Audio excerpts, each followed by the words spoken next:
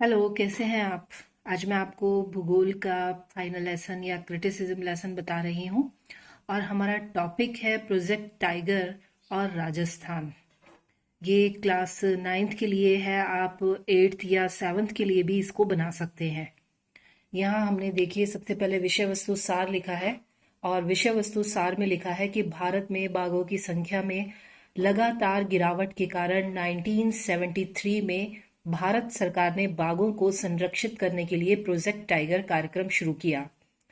भारत में बाघ संकट ग्रस्त प्रजातियों में से एक है, जिनकी कुल संख्या 2014 के आंकड़ों के अनुसार 2226 है।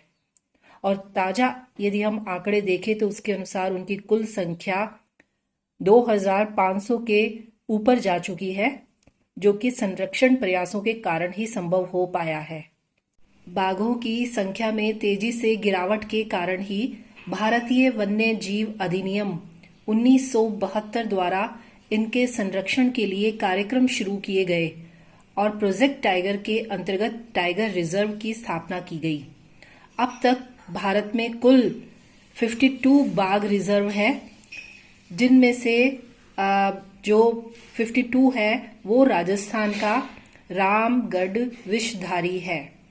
तो यहाँ पर जैसे देख रहे हैं आप, पूरा हमने विषय वस्तु सार लिख लिया है। उसके बाद हमने यहाँ पर मुख्य शब्दावली लिखी है, जिसमें हमने रिजर्व के बारे में बताया है कि रिजर्व का क्या अर्थ है, नेशनल पार्क का, प्रोजेक्ट टाइगर का। और यहाँ पर हमने मुख्य तथ्य लिखे हैं। मुख्य तथ्य हमने पॉइंट्स के अंदर लिखे हैं। देखिए हमने कुल 6 पॉइंट्स लिखे हैं और पूरा हमने यहाँ पर विस्तार से बता दिया है। उसके बाद हमने शिक्षण उद्देश्य लिखे हैं। शिक्षण उद्देश्य में हमारा पहला उद्देश्य है ज्ञानात्मक उद्देश्य, और जिसमें हमने बताया है कि विद्यार्थी प्रोजेक्ट टाइगर और राजस्थान प्रकरण से संबंधित तथ्यों, आंकड़ों, महत्व आदि का प्रत्यय कर सकेंगे और सभी तथ्यों का प्रत्याभिज्ञान कर सकेंगे।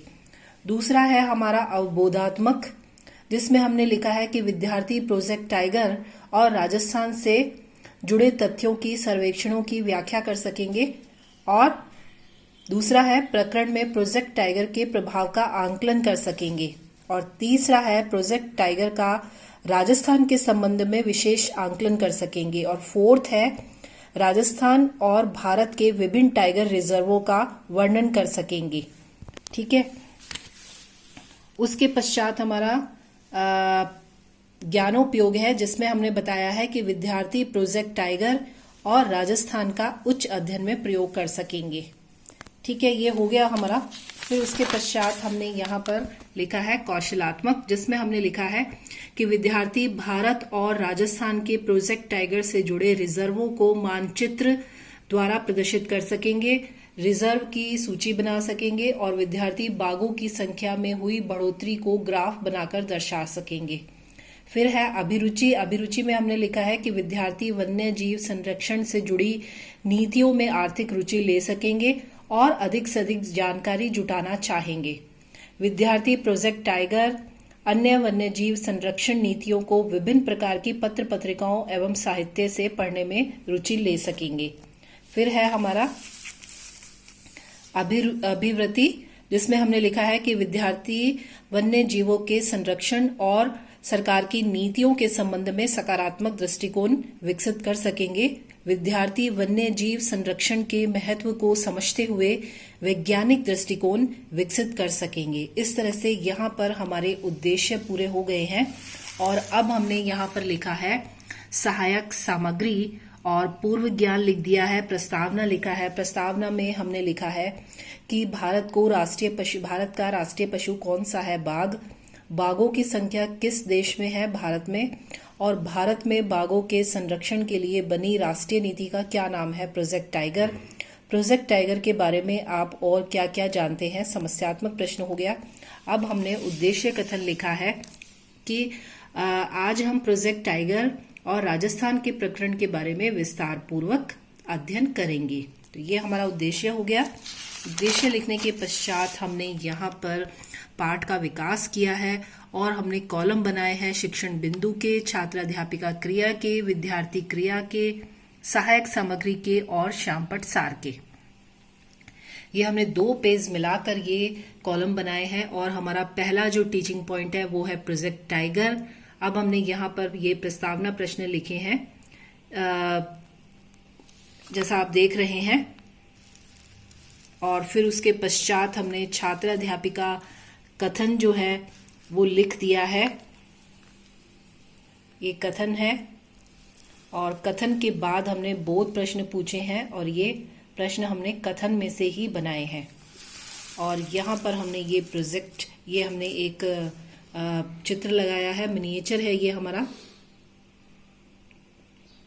और शामपट सार लिख दिया है।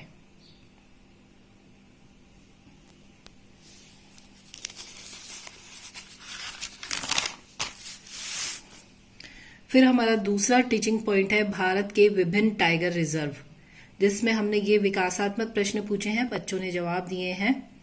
और फिर छात्राध्यापिका कथन है, देखिए, जिसमें हमने कि भारत के जितने भी टाइगर रिजर्व है, जहां जहां वो जिस स्थान पर है, उन सभी का हमने नाम और स्थान का नाम लिख दिया है। बोध प्रश्न पूछे हैं और ये भारत का यहाँ पर मैप लगाया है, ये देखिए, और इस मैप में कहाँ कहाँ टाइगर रिजर्व है वो सारा जो है वो इंडिकेट किया हुआ है। और उसके पश्चात ये हमने शामपट सार हमने यहाँ पर लिखा है, ठीक है। उसके बाद हमने यहाँ पर तीसरा जो है टीचिंग पॉइंट लिया है राजस्थान के टाइगर रिजर्व। ये हमारा विकासात्मक प्रश्न है जैसा आप देख रहे हैं। और फिर छात्राध्यापिका कथन है, जिसमें हमने बताया है कि राजस्थान के अंदर 4 टाइगर रिजर्व है, रणथंबोर, सरिस्का, मुकुंदरा हिल्स और रामगढ़ विषधारी, ठीक है। फिर उसके पश्चात हमने ये बोध प्रश्न किए हैं और यहाँ राजस्थान के अंतर्गत कहाँ पर टाइगर रिजर्व है वो सभी जो है हमने यहाँ पर वो मैप लगा दिया है। और ये हमारा, जैसा आप देख रहे हैं, ये हमारा शामपट सार है। 3 टीचिंग पॉइंट कंप्लीट हो गए हैं। उसके बाद अब हम यहाँ पर पुनरावृत्ति प्रश्न लिखेंगे। पुनरावृत्ति प्रश्न जैसे हमने ये संख्या 4 हमने लिख दी है। फिर उसके पश्चात मूल्यांकन प्रश्न है, वस्तुनिष्ठ प्रश्न वगैरह जैसा आप देख रहे हैं। और फिर उसके पश्चात ये हमने लघुत्तरात्मक प्रश्न, अति लघुत्तरात्मक प्रश्न पूछे हैं। और फिर उसके पश्चात ये हमने गृह कार्य दे दिया है। देखिए, गृह कार्य में हमने दिया है कि प्रोजेक्ट टाइगर के विकास क्रम के बारे में आप क्या जानते हैं, उल्लेख कीजिए, ठीक है। इस तरह से आप अपना प्रोजेक्ट टाइगर रिजर्व पर अपना फाइनल लेसन बनाइए, इसको प्रेजेंट कीजिए। यदि आप और भी किसी विषय पर जानना चाहते हैं, पूछना चाहते हैं, तो आप कमेंट बॉक्स में जरूर लिखें। Thank you.